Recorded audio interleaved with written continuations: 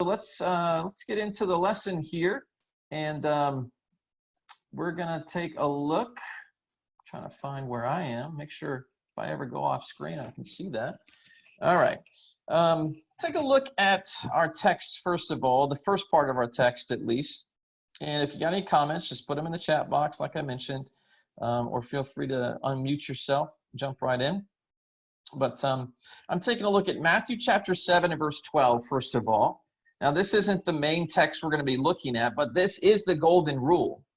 And the golden rule text is actually found in Luke's text, in a very similar text. So what we're studying, the bulk of our study, in Matthew chapter 5, verses 38 through 48. So the golden rule in Matthew 7, verse 12 is this: whatever you wish that others would do to you, do also to them. For this is the law and the prophets.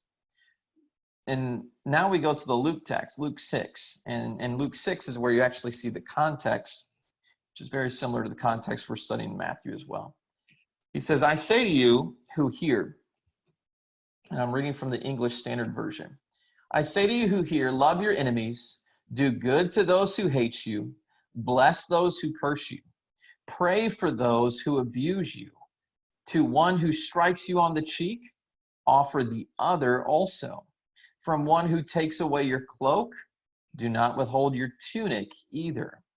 Give to everyone who begs from you, and from one who takes away your goods, do not demand them back. And as you wish that others would do to you, do so to them. All right, so that's the golden rule text. That's the context of the golden rule text. So let's think about that for just a minute. Continuing on, I didn't read the rest of it. Luke 6, as you continue, verses 32 through 36. If you love those who love you, what benefit is that to you? For even sinners love those who love them. And if you do good to those who do good to you, what benefit is that to you? Even sinners do the same. If you lend to those from whom you expect to receive, what credit is that to you? Even sinners lend to sinners to get back the same amount. But love your enemies and do good and lend, expecting nothing in return, and your reward will be great, and you will be sons of the Most High. For he is kind to the ungrateful and the evil. Be merciful, even as your Father is merciful. All right, so that's the Luke text. We're going to just kind of read that text, but we're going to actually spend most of our time in the Matthew text here today. But let's take a look at the first question here. And clicker, I have to manually do that. All right, so question 1, in Matthew's account, the golden rule is stated in Matthew 7 and verse 12. However, in the Luke context, it's found in Luke 6 and verse 31, which is in a nearly identical context to Matthew 5, 38 through 48. So what would you say is the main theme of this context? What's the main theme here? Treat people well. Treat people well. I like that. Yeah. Treat people well. Respect. Treat them respectfully. Yeah. Just want to be treated. Treat them the way you would want to be treated. So treat people well who treat you well. Is that the only people we treat well? No. No, you treat everybody the way you want to be treated. Treat everybody. People who are nice to you and people that aren't nice to you. Treat everybody well. Treat everybody in a kind way. Just as you want men to do to you. That's any man, any color, any occupation, any nationality, whether they're good to you or not good to you, whatever you want men to do to you, you also do to them likewise, is, I think, the general principle here. In fact, the entire context, I think, of the Sermon on the Mount could easily be summed up with the golden rule. If you think about it, the golden rule applies to various principles in the Sermon on the Mount, for example, and the Beatitudes, in Jesus' teaching on murder, right? We just talked about that last week, about hatred and how it leads to murder or murder of the heart.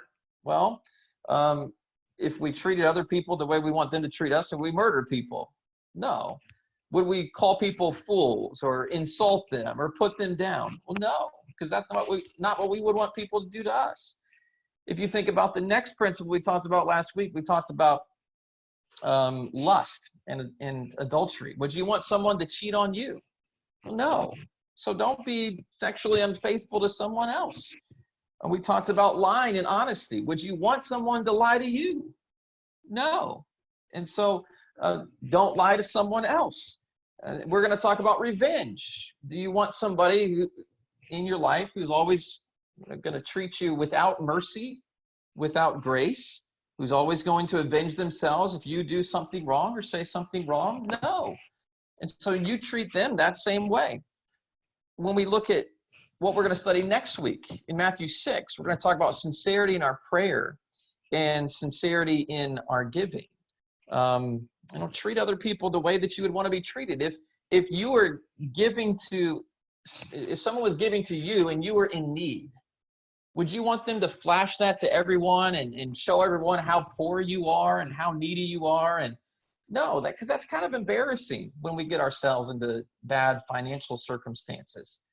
And so what we're going to study next week is don't sound a trumpet before you go and do your charitable deeds, because that's actually somewhat embarrassing to the people that we're helping. You wouldn't want somebody to do that to you, so don't do that to them. We could go on through the Sermon on the Mount. We talked in our sermon Sunday about hypocritical judgments. Don't point the finger at somebody else when you have the finger pointing back at yourself. All right. You wouldn't want somebody to accuse you of things that they themselves were guilty of. And so avoid hypocritical judgments. The golden rule applies to that situation. We could go all through the Sermon on the Mount, and this rule, just as it says, on this rule hangs all the law and the prophets. Okay? Every other rule kind of hangs off of this one. We could make an application to it. All right. So as a general principle, this rule explains the basic regard we should have for God and we should have for others. So we want to take a look at the specific context from which this golden rule comes. All right. So let's move on to a little bit more text.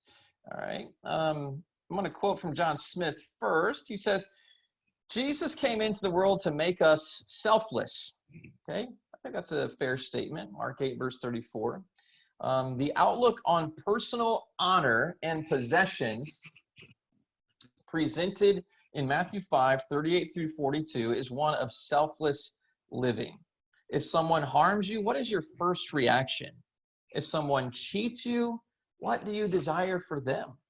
Jesus calls his disciples to total love, not just for the lovely and the lovable, but also for the undeserving and those not so lovely and not so lovable. And so Jesus is calling us here to selflessness. And it is selfless. Yeah, to not avenge yourself, to not retaliate. It takes a lot of selflessness in order to treat other people that way. All right. Taking a look at the next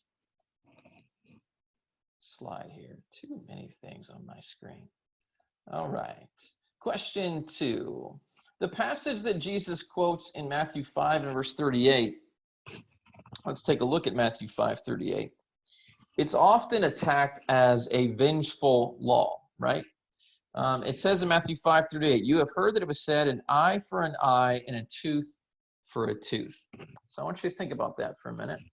A lot of people think, well, that Bible, that's basically encouraging vengeance. If somebody pokes out your eye, you can go poke out their eye. Somebody knocks out your tooth, you can go knock out their tooth. That sounds like a very vengeful Bible that you're reading. And skeptics and critics sometimes attack that principle. Parts of that principle are found in Exodus 21, they're found in Leviticus 24, and they're found in Deuteronomy 19, verse 21. But rather than view this law as an act of basically just plain out justice, how might we view this law as an act of mercy? And Paul mentioned earlier, Paul said, just like Jesus, we should serve not for earthly gain, but with a servant's attitudes. That's a good point, Paul. Can I ask you a question? Have you ever heard somebody say paybacks are double? Have you ever Yep. heard that phrase? Yeah. I've heard it. Sure have. And is that sometimes the mentality we have? Well, You hurt me, I'm going to hurt you even worse. wow. Yeah. And actually, eye for an eye was somewhat more merciful than that. It was exact justice. And so I want you to think about it. This is the oldest law known in the world. It's known as the Lex Talionis. And it's the oldest known law in the world. It's found in the Code of Hammurabi. Hammurabi reigned from 2285 to 2242 BC. Okay, so actually we see eye for an eye, tooth for a tooth law. We see it in the Code of Hammurabi before we actually see it in the Law of Moses. Actually predates the Law of Moses. In fact, some people say, oh, Moses is probably copying that out of Hammurabi. That's not the purpose of this lesson, but that law has been around a long time. And not only was this law taught among Israel, it's taught in other nations too. I believe it shows the beginning of mercy, and here's why. It limits vengeance. Yeah. Limits it. You don't, just because somebody punches out your eye doesn't mean you get to go kill them. There's a limit. Secondly, it places the ruling in the hands of the judge. If you look at Deuteronomy chapter 19 and verse 18, it calls someone else to come in and make a decision about what type of punishment or justice needs to be rendered. And that's better than putting the law into man's hands. Because sometimes when we're hot-headed and we're in a temper and we're in a rage, we don't always make very good decisions. And so this law contextually required a judge to come in. It says in Deuteronomy 19:18, the judges shall make careful inquiry. And indeed, if the witness is a false witness who has testified falsely against his brother, and it goes on to say, here's what you can do. Verse 21, your eye shall not pity, life shall be for life, eye for eye, tooth for tooth, hand for hand, foot for foot. Okay? And so the judge was to make that decision. And so this was a means for the nation of Israel, the people of God, to try and limit vengeance, to try to bring somebody else with a calmer and cooler head in, to try to help solve problems. And it certainly is not the only law of Old Testament ethics. You know, we could look at some other passages too. In fact, because sometimes we do have this idea that the Old Testament was, very vengeful, and you've I'm sure heard those types of arguments. But there's a lot of other Old Testament laws. Leviticus 19 and verse 18, that wasn't the only law that they operated by. Look at Leviticus 19 and verse 18. It says this, you shall not take vengeance nor bear any grudge against the children of your people. You shall love your neighbor as yourself. I am the Lord.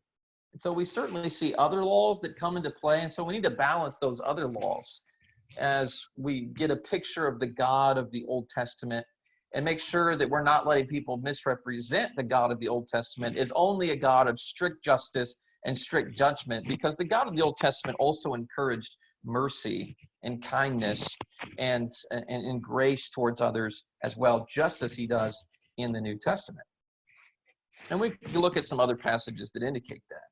But I just want you to see that this law could be somewhat of an act of mercy, but what Jesus is doing is he is taking mercy to a higher level.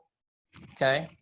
He's not just looking at an exact equation. He's going to take it to a higher level. So let's take a look at how he does that in this text. Matthew 5:38 through 42. He says, you have heard that it was said, an eye for an eye and a tooth for a tooth. But I say to you, so that's what you've heard. Here's what I'm saying. Do not resist the one who is evil. If anyone slaps you on the right cheek, turn to him the other also. And if anyone would sue you and take your tunic, let him have your cloak as well. And if anyone forces you to go 1 mile, go with him 2 miles.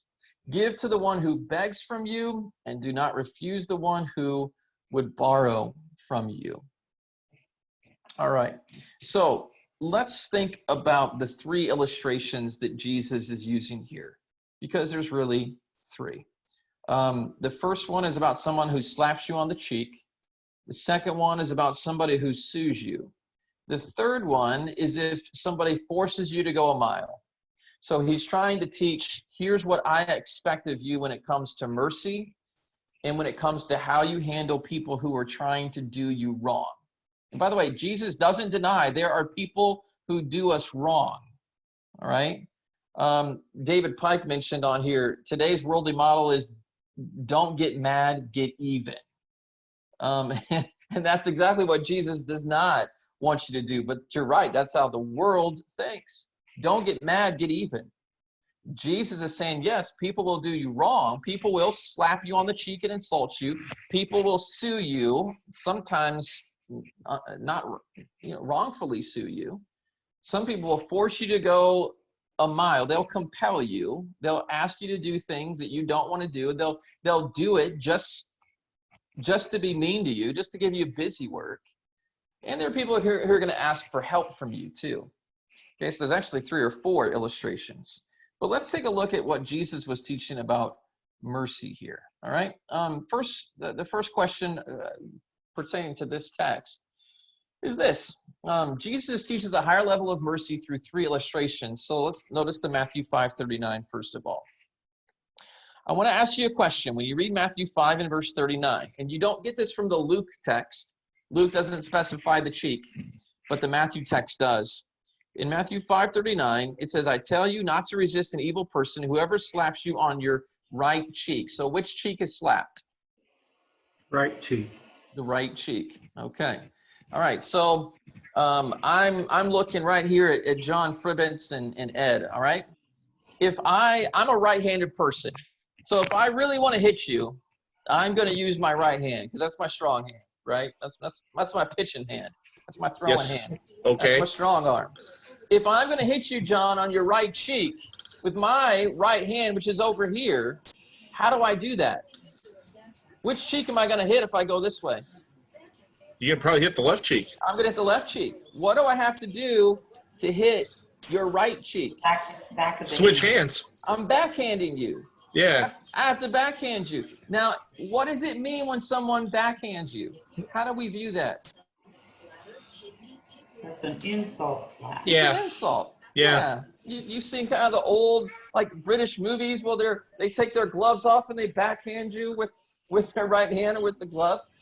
Jesus is giving people the picture of a right-handed person slapping you on your right cheek, which is the idea of being insulted, right? So we have the picture of someone who's insulted. Anybody been insulted? Raise your hand. You can raise your emoticon hand or your real hand. Yeah, everybody here's been insulted. How does Jesus want you to handle that? This is not really a text about boxing. You know, if somebody slugs you and knocks your teeth out, this is an illustration of if someone insults you, what do we want to do when we get insulted? Insult right back. That's right. That is our natural just reaction. You called me a name, I'm going to call you a name. You talked about my mama, I'm going to talk about your mama. You insulted me, I'm going to insult you. And that is our first reaction. It's our natural reaction. Jesus says, don't do that. Don't do that. You know who ends up kind of looking bad when you insult back? You do. You do. Yeah, a lot of times it's you. And so Jesus is encouraging us not to do that. He is taking mercy to a higher level. Now, I want you to think about what Jesus himself did. If you were on trial and you were a sinless, innocent person, and you had people while you're on trial lying about you, making up stories, misrepresenting things that you did, what would you want to do to those people? Confront them. You'd want to confront them. You'd want to defend yourself. You'd want to say, these guys are liars. You'd want to just go off on them. And that's why Pilate marvels greatly when Jesus is on trial, because he answers them not a word. He allows them to continue to insult them. And by doing so, he makes them look like very envious, the envious, evil people they are, while he walks out of there looking like the Lamb of God, a sheep, innocent, because he doesn't retaliate. And Peter actually points that out to us. In 1 Peter 2:21 through 24, it says, "To this you were called, because Christ suffered for us, leaving us an example that you should follow his steps." Now, a lot of times we only read verse 21. And so we read verse 21 and say, yeah, we've got to follow in the steps of Jesus. We've got to be more like Jesus. But contextually, 1 Peter 2 is about being more like Jesus when it comes to how we handle being insulted. Take a look at verse 22. It says, he committed no sin, nor was deceit found in his mouth. And when he was reviled, he did not revile in return. People talked bad about him. He didn't do it back. It says when he suffered, he did not threaten. He didn't say, I'm going to call down 10,000 angels. We sing that song, he could have called 10,000 angels, but he never did. And he never even really, threatened that he was going to do that. He says, I could, but I'm not, because this is what God's called me to do, to suffer for you, for your sins. He didn't threaten, he didn't revile in return, but he committed himself to God. Basically, the idea is he knows God's going to take care of this in the end. And that has to be how we view being insulted sometimes as well, that God's going to rectify things. If justice needs to take place, God is going to take care of that in the end. And so this is a picture of how we handle being insulted. But there's a second illustration. And so let's take a look at the second illustration that Jesus uses here. I'm actually going to quote Barclay 3 times after each of these, because he really makes some great applications that I think are very timely. He says, time and time again in a church, someone is insulted because he's not invited to a party, because he's omitted from a vote of thanks. He's insulted. Somebody should have thanked me. They didn't thank me. Because in some way he does not get the place due to him. I should have been promoted to this position or this office, and I didn't get promoted. The true Christian has forgotten what it is to be insulted. He has learned from his master to accept any insult and never to resent it and never to seek to retaliate. I think that's a great application. These are some of the ways people get insulted in churches. I remember the church where I was before in Indiana, we had a guy, he got insulted when you put him on the lead singing Sunday night, because he thought he was the caliber of song leader that deserved to be leading singing on Sunday morning. And so he refused to lead singing on Sunday night because he was a Sunday morning song leader. That type of stuff shouldn't happen in churches, right? That's pettiness. And it's the type of stuff that Jesus really is saying, turn the other cheek. Just do what you're asked to do. Go the extra mile when you do it. But don't let that cause you to be resentful and bitter. Paul said something here in the chat box. He says, remember the old saying, count to 10 before responding. I think that's a great point. Sometimes we respond way too quickly, and we need to just calm down, think through it. Sometimes when you type out an email or you even write something, maybe even sleep on it.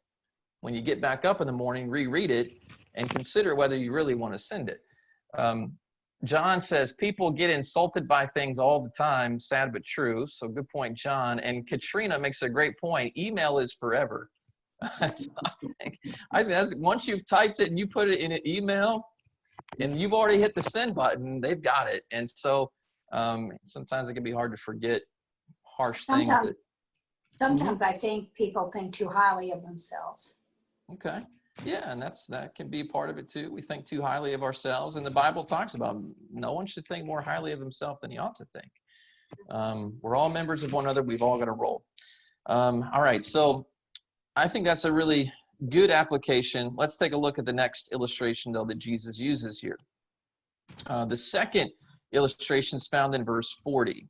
So verse 40 says, if anyone wants to sue you and take away your tunic, let him have your cloak also. So let's think about that. Now, to understand the point Jesus is making, I think it helps to read Exodus 22, because here's a law that the Jews would have been familiar with that talks about those two items. Exodus 22, verses 26 and 27. I hear somebody trying to chime in there. Go right ahead if you want to. All right, so let's read this verse. Exodus 22, 26 and 27. If you ever take your neighbor's garment as a pledge, you shall return it to him before the sun goes down. For that is his only covering. It is his garment for his skin. What will he sleep in? And it will be that when he cries to me, I will hear, for I am gracious. Okay? And so, according to the Old Testament, it was important for you to give back that outer garment. You give it as a pledge. Maybe a good way to illustrate this when you, for example, I've been to musicals before where you turn in your coat. When you turn in your coat, you have to give them, like your driver's license or something. That way they know you're going to come back and pick up your coat, or somebody loans you something, you have to give them something. That way you know you're going to get it back. All right. So in this particular case, you generally knew in the Old Testament somebody was going to come back to get his cloak, because the cloak was the garment that was used for a blanket at night. And like on a night like tonight where it's supposed to frost, so there's your public service announcement if you got flowers out. It's supposed to frost tonight and tomorrow night, actually. But when that's your blanket at night, you want it back. All right? And so Jesus is talking about a very important garment here. And he says, if somebody sues you and wants to take away your tunic, let him have your cloak also. So they're taking something very valuable away from you. He says, go ahead, let them take that very valuable thing away from you, and in fact, give them even more, which is interesting. In other words, quit worrying so much about your legal rights and be willing to suffer sometimes. Be willing to suffer. So let's think about a question here that's in here. Should a Christian use legal recourse to settle disputes? Sometimes people upset us. Sometimes it's brethren, maybe brethren that we do work for, business with, or we feel like we got treated wrongfully somehow. We were on the bad side of the bargain. I'd like to think we can talk it out. What's that? I'd like to think we can talk it out. Okay, good. As brethren, we should be able to Yeah. talk things out. Good point. Anybody else? Well, the Bible says not to go to law before unbelievers. Yeah, 1 Corinthians 6 talks about trying not to go before law. In fact, what we talked about last week in Matthew 5, it says, settle your case before you get to the judge, right? And so we should be able to try to talk things out. Hadassah asked a question in the chat box, what's legal recourse? It's actually legal recourse. But that'd be when somebody wants to sue you. Like, Hattie, I say you didn't clean your room, and I'm tired of you. My house value is going down because you're leaving your room a mess, so I'm going to sue you because you're bringing my house value down. I'm not going to do that to you, Hattie, but it's a thought. But Zip says this, it's a last recourse. I think that's a good point. And I think it's one of the points Jesus is making here. Don't go to law with your brother. Now, again, I want to take a look at a quote from Barclay because his applications, I think, are great on this text. He says, there are people who are forever standing on their rights and who clutch their privileges to them and who will not be pried loose from them, who will militantly go to law rather than suffer what they regard as the slightest infringement upon them. Churches are tragically full of them. People like that have not even begun to see what Christianity is.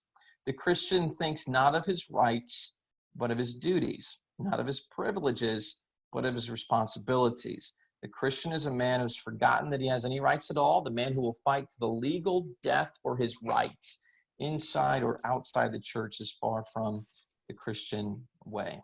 I think it's a good point to make. Let's make sure that we're willing to suffer. Jesus is willing to suffer for us. Sometimes we might have to be willing to suffer for the sake of unity and peace amongst our brethren. And Jesus is saying, somebody makes you suffer, they want to sue you for one thing, go ahead and let them have something else. Don't be so focused on these physical possessions that you allow it to ruin relationships and your fellowship. All right, so the third act of mercy, or the third illustration, involves our response to being compelled into service, okay? The term compel, it comes from the Greek word agaruin, and it's a word that signifies any kind of forced service upon a person. And I want to put this into a first century context. Under the ancient postal system, citizens of Palestine could be compelled to supply food, to carry baggage, or to provide money for the Roman postal workers. All right, so the Romans had the right, because they were Romans, to compel you. If they wanted you to carry something and you just happen to be walking along the road, the Roman officer could come and say, hey, I want you to carry this. Hey, I'm coming to your house. I want you to feed me. I need some food, and I work for the Roman government. I want you to give me some money because I've got to have some money to go to my to the next city that I'm expected to go to because I'm one of the Romans. So it was very common actually for the Jews to be forced or compelled to do something. Now I want to ask you, how do people react sometimes to being compelled to do something?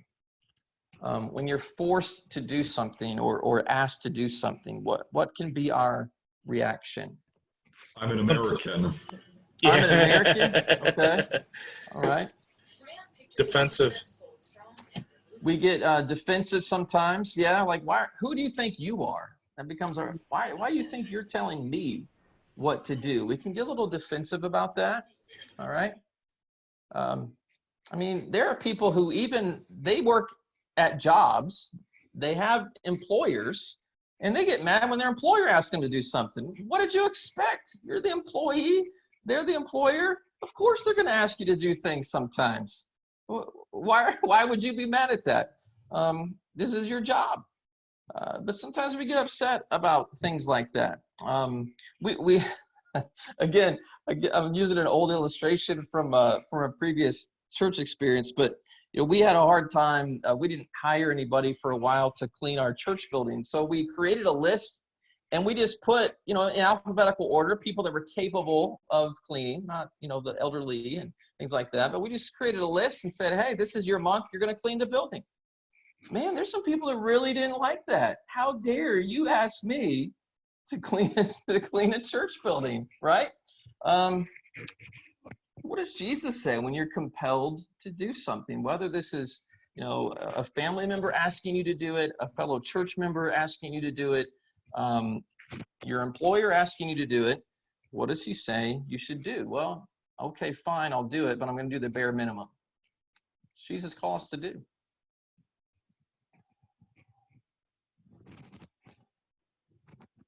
To work. To work? Okay. Well, he says, whoever compels you to go 1 mile, go with him. 2. 2. Okay. You asked me to do something. You know what? I'm going to do that very well. In fact, I'm going to do twice as much as you asked me to do. How would that change your workplace environment if, whenever any person in that whole workplace got asked to do something, they said, I'm going to do that, and I'm going to do twice as much as that. I'm going to do even more. How would that change your home? You ask your kids to clean the room. Dad, I'm not only going to clean my room, I'm going to go downstairs and clean the kitchen and wash the dishes too. Wow. That would be a good day, wouldn't it? Right? And so this ethic has a way of really enhancing our world and changing our world. And Jesus is raising the bar. He's raising the bar. All right, there's one more thing that it takes a look at here. And you guys have any comments? Go ahead and jump right in while we're switching to the next. All right, one more quote I want to look at before this next question. Barclay again, he says, there are always 2 ways of doing things. A man can do the bare minimum and not a stroke more. He can do it in such a way as to make it clear that he hates the whole thing. He can do it with the barest minimum of efficiency and no more, or he can do it with a smile, with a gracious courtesy, with a determination, not only to do this thing, but to do it well and to do it graciously. He can do it not simply as well as he has to, but far better than anyone has any right to expect him to. The inefficient workman, the resentful servant, the ungracious helper have not even begun to have the right idea of the Christian life. And I think that's just an awesome, awesome quote about changing our attitude when we're asked to do a little bit more. All right. One more illustration that's used here, and then we'll get to the last little bit of text. And that's from Matthew. This next question is from Matthew chapter 5 and verse 42. Matthew 5:42 says this: "Give to him who asks you, and from him who wants to borrow from you, do not turn away." Okay. So Jesus insists upon giving personally to those in need. What sometimes is our response to those in need? Sometimes they're ignored. Sometimes they're ignored. Yeah, I don't really want to help you. Why sometimes do we not want to help people who can't help us? We feel like we're being taken advantage of. Yeah, we don't like that feeling. We don't feel like that's fair. Or you can just, or sometimes you can just think, well, I'll just give them the bare minimum. That'll satisfy them, which is a complete wrong attitude. Yeah, and that's exactly what sets up this entire text, is Jesus saying we need to get away from this eye for an eye, tooth for a tooth thinking. I'm going to help you if you help me. I'm not going to help you if you've never helped me. Jesus says, no, if somebody asks for your help and they're in need, you need to not think like that. Going the extra mile requires, if you need some help, I'm going to help you. So instead of stinginess or selfishness, Jesus is asking us to consider the other person and to help, even if someone can't help you back. In fact, when we jump into the next text, that's what being godlike is all about. God puts his sun rises on the good and the evil, his rain falls on the just and the unjust. Well, God's allowed me to breathe his air every single day, and there's no way I've ever been able to return that to him. God has caused the sun to shine, and I just keep on living. He's caused the rain to fall. I've never had to miss a day of food, and there is no way I could ever repay him. And yet it's godlike to give to others in the same way, even if they can't give back to us in return. And so that brings us to our next piece of text here, which we'll go a little quicker on this last part. But I think Chumley summarizes actually this text pretty well. He says, an eye for an eye is retributive, but turning the other cheek, surrendering our rights, going the second mile, meeting our enemy's needs are redemptive. You see the difference in those two words? One is retribution, the other one is redemption. In each case, Christ proposes a course of action that is the opposite of what is customary. So this is not a gospel for the weak, it's a gospel for the strong. Striking back involves little moral strength. It's really easy. You hit me, I'm going to hit you right back. That's easy to do. What takes great strength is to refuse to retaliate. And only in this way is the cycle of hostility broken and evil is overcome with good. All right. Last section of text, and it's a text that we just recently, I think this is one of the last texts actually that I think I preached from while we were still able to assemble together. It says this: you have heard that it was said, you shall love your neighbor and hate your enemy. I say to you, love your enemies, pray for those who persecute you, so that you may be sons of your Father who is in heaven. For he makes his sun rise on the evil and on the good, and sends rain on the just and on the unjust. For if you love those who love you, what reward do you have? Do not even the tax collectors do the same? If you greet only your brothers, what more are you doing than others? Do not even the Gentiles do the same? You therefore must be perfect as your heavenly Father is perfect. All right. So a couple more questions here, and then we will be done. I'm going to skip over this one. simply because, just make the quick point, this is agape love. This is sacrificial love that Jesus is talking about here. So there are 3 practical methods that Jesus provides for how we ought to respond to our enemies in Matthew 5 and verse 44. So take a look at it. What are those 3 practical methods? You want to give me one? How do you respond to your enemies? Pray. With love. Pray. I heard pray first. So And love. pray for those who spitefully use you and persecute you. There's number 1. Love your Somebody enemies. use you, I'm going to pray for you. Now, what was another one? To love your enemies. Yes, sir. Okay, love your enemies. Love your enemies. I think that's I think that's the command, and I think the 3 things following that are how do we implement that command? I need to love you. Well, what does that mean? Well, here's what it means. If you curse me and basically treat me like I am of little value to you, I'm going to bless you. I'm going to let you know how much you mean to God, how important your soul is, and I'm going to still tell you that because you're God's creation, you're a valuable person. I'm not going to curse you just because you've cursed me. Do good to those who hate you. You hate me and you treat me like you don't want to have anything to do with me. Well, guess what? I'm going to do good to you. I'm going to try to overcome your evil with good. And by so doing, I'm going to heap coals of fire on your head. So I'm just going to keep on doing good. And you persecute me and you use me, I'm going to pray for you. And I'm going to keep praying that God changes your heart. I'm going to keep praying that God can get through to you, that somehow something can happen that will change your life, that will change your mind, maybe about me, maybe about the Lord. But I'm just going to keep on praying for you. And that's an awesome attitude that Christians have to have towards their enemies. And oftentimes, instead of us talking to God about it and asking God to help us and God to help that person, we talk to other people about our enemies. And we badmouth our enemies to other people. Jesus says, don't talk to other people about your enemy. Talk to God and pray for them. Now, can you think of a time where using this method has helped change or improve your relationship with someone else? Anybody have any good illustrations for us? Any victories where you did have somebody who's mistreating you and you tried to implement this, and over time, it changed your relationship for the better?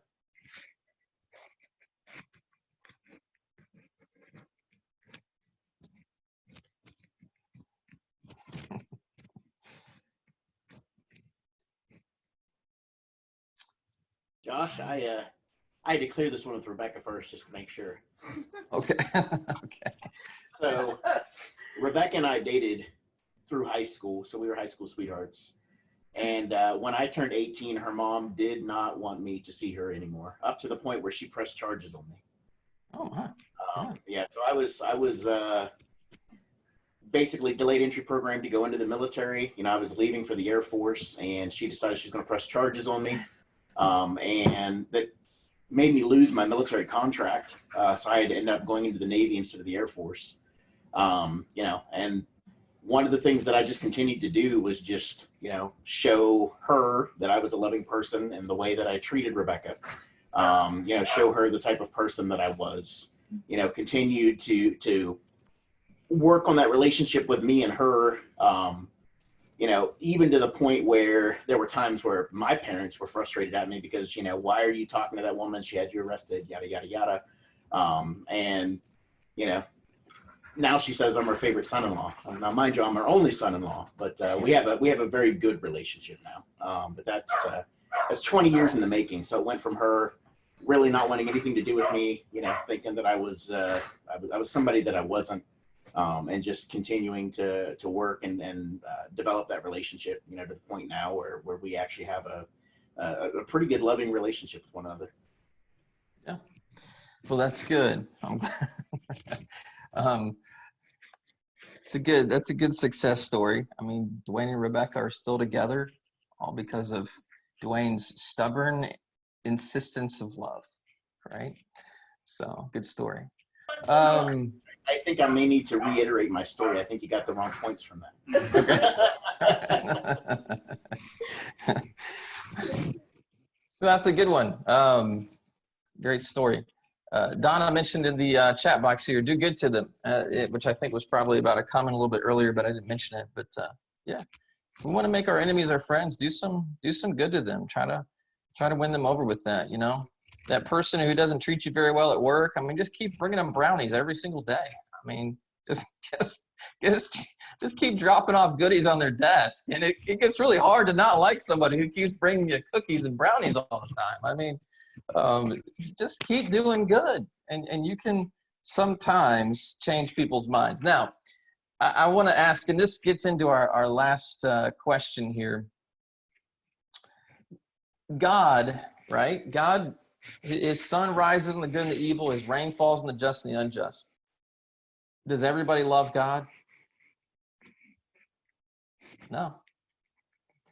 And so even though God does us good all the time, even though God is consistently good and consistently showers his grace upon us, does that change everybody's mind? And the answer is no. Not always. And so that's kind of the point of the last question here. It's important for us to be optimistic, because there are some people who realize, wow, God has been so merciful to me. I'm a sinner, and yet he's still kind to me. He still sent his son to die for me. He still wants to save me. He's still going to keep me from hell. He's going to let me go to heaven, even though I've done so many things that, and there's people who appreciate that about God, and yet there's some people who they still don't care. And so we might win some people, but it's not a guarantee that our goodness will win all people, but we've still got to keep having a godly character and trying to do our best to overcome evil with good, regardless of how other people treat us. We can't control how they will treat us, but we certainly can control how we respond and how we treat others. And that's kind of one of the main points here of today's lesson. This is the last quote I'm going to give you. This is from Wiersbe. He says, Jesus gave several reasons for this admonition. This love, loving your enemies, he says it's a mark of maturity, proving that we are sons of the Father and not just little children. It is godlike. Loving your enemies is godlike. The Father shares his good things with those who oppose him. And Matthew 5:45 suggests that our love creates a climate of blessings that makes it easy to win our enemies and make them our friends. Love is like the sunshine and rain that the Father sends so graciously. And love is a testimony to others. Jesus asked, what do ye more than others? That's a good question. God expects us to live on a higher plane than the lost people of the world who return good for good and evil for evil. Jesus wants you to do better than others. Other people can be good to the people who are good to them. They can be mean to people who are mean to them. Jesus says, you take it up a notch. As Christians, we must return good for evil as an investment of love. It's a great way for us to end here today. Any final thoughts, any final questions before we conclude this lesson? We've kind of brushed up on this, but I think Jesus is really emphasizing the need to focus perhaps a little less on the law and focus more on just a genuine concern for people. We can get so wrapped up in following rules that we end up neglecting our concern for other people. I mean, the passage that came to mind was, with Judas betraying Jesus, and the chief priests give him the 30 pieces of silver, and Judas throws him down, and the priest says, "Oh no, we can't use this blood money for the treasury." They just allowed an innocent person to be crucified, yet that didn't seem to be bothering them as much, and it's rather I mean, then there's of course Jesus and the people that had brought a woman caught in adultery. Were they really concerned about her, or were they just more interested in watching someone get punished? Yeah, just some thoughts I wanted to add to all that. Something I've been thinking about this study. Yeah, it's a good point. Good point. Anything else? You know what I find hard, Josh, is that statement Jesus made, do not resist the one who is evil. How far, how much evil do you not resist? Mm-hmm. Mm-hmm. That's a question for me. That's, you know, if somebody breaks into your house, it's pretty evil. And what do? Just let them tear up, jack them, do whatever they want to do, hurt you? You know, I have a difficult problem understanding that. Well, I think contextually, you know, we're not talking about anybody who's coming to murder you or rob your house or, you know, any other extreme example. Contextually, we're talking about people who badmouth you, people. I mean, this is just kind of general evil. But I don't know if we could take this passage so far as to say, and some people have, that you're not allowed to defend yourself. I know that's hard to do. Self-defense. Right. You know, if when it comes to protecting your person or even your family, that self-defense is wrong. There's been people that have taken that passage that far, but I think we could probably do a study of maybe some other passages and well, like Paul said, live as much as possible in peace with everybody as much as you can. You know, so much as you can. I think it's a great, it's a great point. We're going to study a text Sunday morning where Jesus says, if you go to a city and people don't want to hear you, then leave the city. I don't think he said let people violate you and take advantage of you and beat you up. No, if it's about your safety, get away from that city and go to another city where it's safe. So anyway, so a couple comments that are on here, and we'll let these comments finish this up.